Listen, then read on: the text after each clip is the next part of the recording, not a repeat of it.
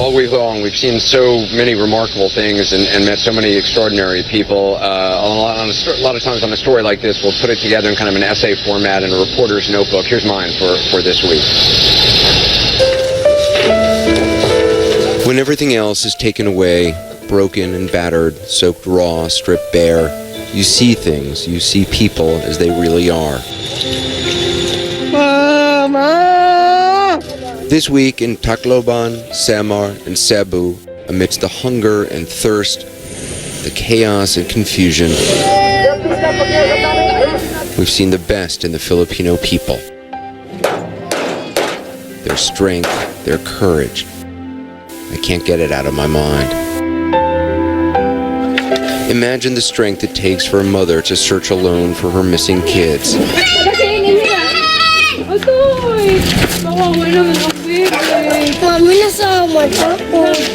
The strength to sleep on the street near the body of your child. Where will you sleep tonight? Here in the street.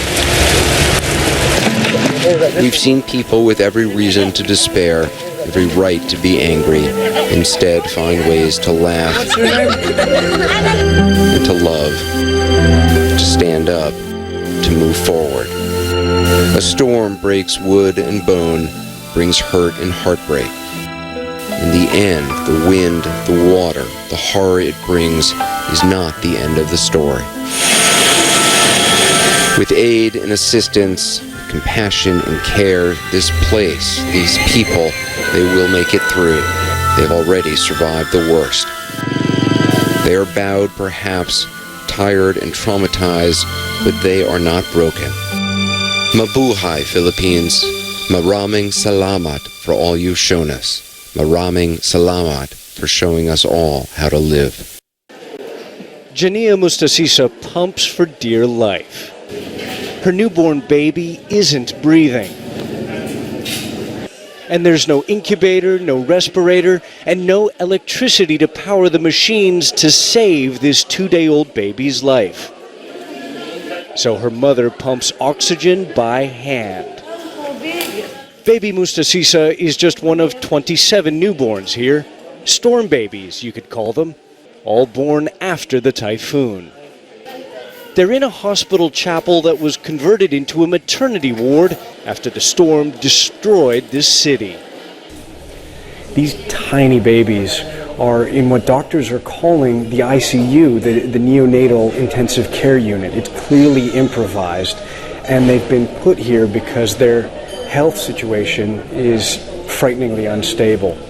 In fact, doctors say 6 infants have died in this chapel in the last 6 days.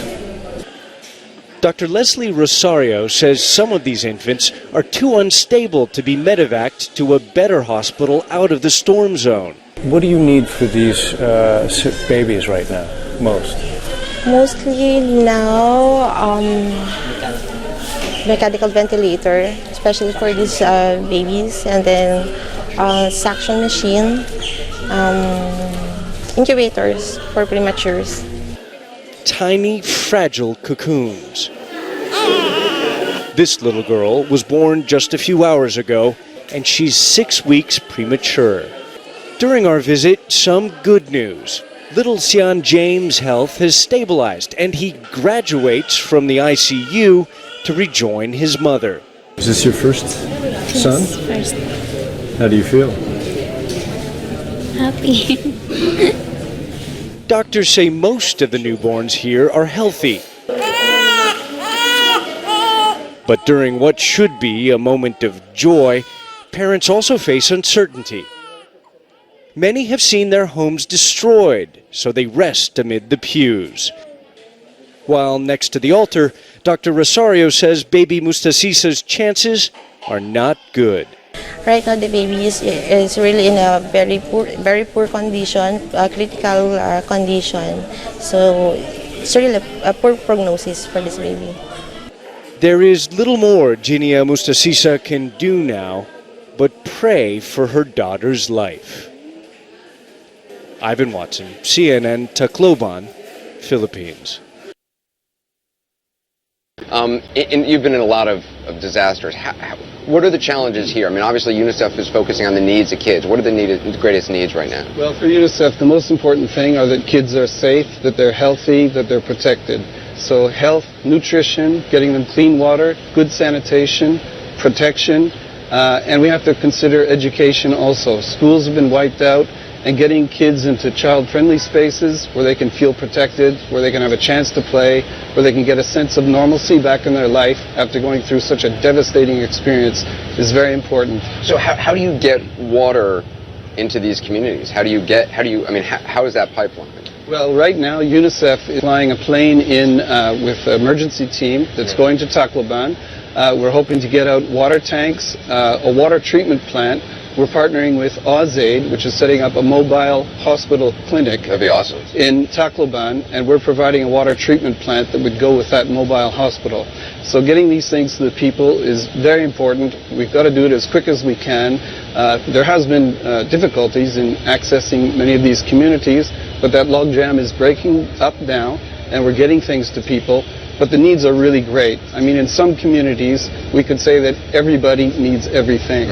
So the scale of this is immense, and UNICEF is working with other UN agencies, with NGOs, with the government to make things happen. So we're this is a situation where, as you said, everything is needed. I mean, the home has been wiped away, the food source has been wiped away, there are no jobs, so people can't earn money. It's all these things that we never think about in our day-to-day life, but which make up the life of a child, and you're trying to keep them alive. Yeah, and this is why this is so complex, this emergency.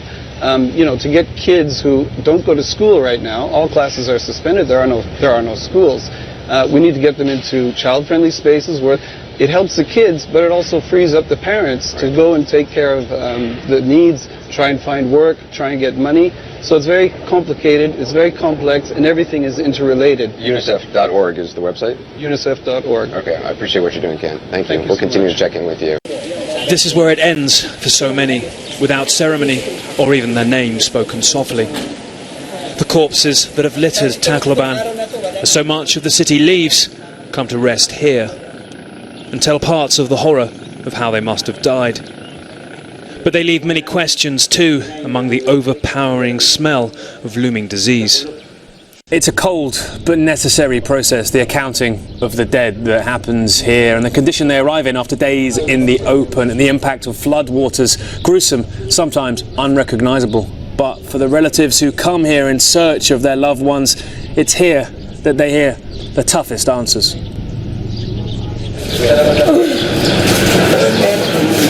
Some endure the search for mothers or brothers, but just find more not knowing. These had ways of identification, cards, witnesses. These didn't. Dilling Bonda came here to look for her son, Gerald. On the night of the storm, they shared cake and soda before he said the rain wasn't that bad and went out. His brother George has the more gruesome task along the rows, until it's clear they'll have no answers here. That's all I want. Even if it's a corpse, I'd like to see my son. That's why I'm here every day, looking. The death toll officials give may vary, but this torturous process won't.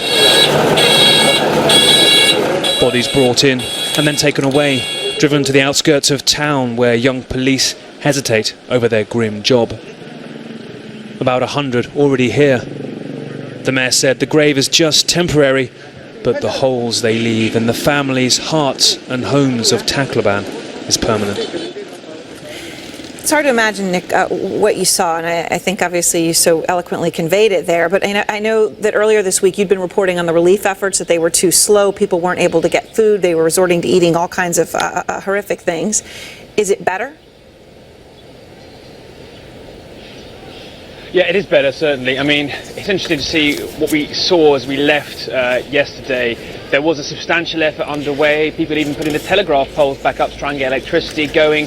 food being handed out, water literally being handed out of the back of trucks, kind of what you'd like to have seen happen on day 2 or day 3, or expected to see happen then, happening roughly on day 7 or so. So yes, the government is there in evidence now. There are people flown in from across the country helping people get life back together, but there's a massive task ahead. I mean, I flew out on an enormous American C-17 cargo plane that was full of Filipino people just trying to get out of there because there's nothing really left to support life. There's still debris all over the streets. The job of cleaning that up is massive before you can even think about a normal life. There are still bodies within that rubble. You can smell it, although the job of partaking of the corpses that risk giving everyone disease for so long is now underway, as you just saw.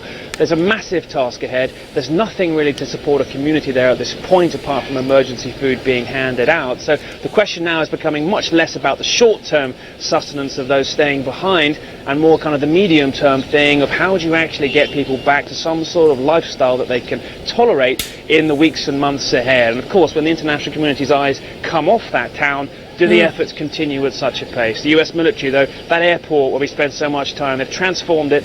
Planes coming in so regularly now, so much material coming off them. Scenes here at Tacloban Airport where there are thousands of people who are gathered in the hope that they can get out of this devastated city. Many of them have been waiting patiently here for days, camping out. They've brought their luggage, which is really all that remains of their belongings. They're hoping to either get to Cebu or Manila where they can meet up with family or friends or then stay at evacuation centres. But the rain is causing a huge problem. As you can see, it is absolutely torrential and it is hampering not only their flights to get out of here but also the aid operation. Well, the rain has eased, so we wanted to bring you out onto the tarmac to show you what is going on. As you can see, the aid is being piled up on the tarmac. It's ready to be distributed. It's coming in from USAID, UNHCR, the Red Cross and other relief organisations. We're not just talking about food and water, medicine, the basic necessities, but also plastic sheeting for emergency shelters, as well as sanitation kits and water purification kits. So very important as we move into week 2 of this natural disaster. Now, while Tacloban has been very much the focus of this massive relief operation, authorities are now saying we need to start focusing on other areas that have been just as hard hit that have not received the media attention. Anna Corin at CNN, Tacloban, the Philippines.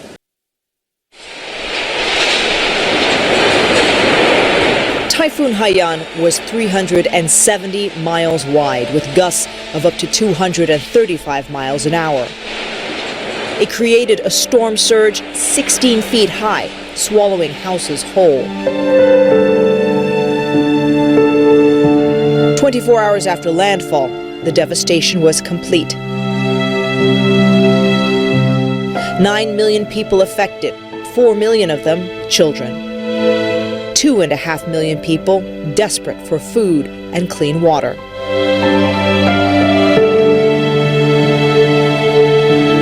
The aid poured in, tens of millions of dollars pledged from around the world, $20 million in emergency aid from the United States alone.